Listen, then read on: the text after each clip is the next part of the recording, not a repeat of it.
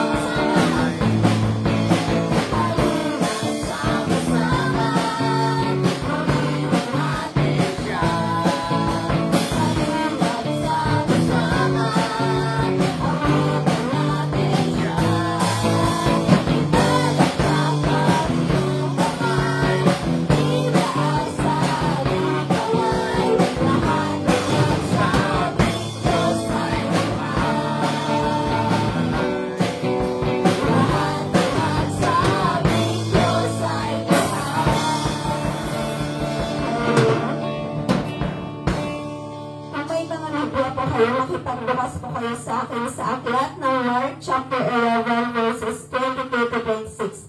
At ganito po ang sinasabi.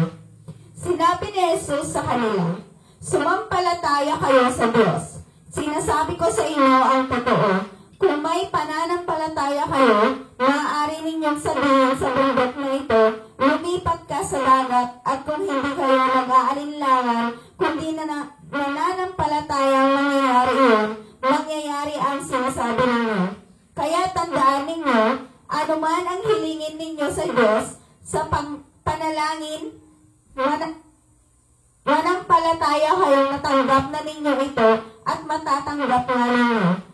At kapag nanalangin kayo, patawarin niyo muna ang mga nagkasala sa inyo para ang mga kasalanan ninyo ay patawarin din ng iyong amang nasa langit. Sapagkat kung ayaw ninyong magpatawad, hindi rin kayo papatawarin ng inyong amang nasa langit. To God be all the glory.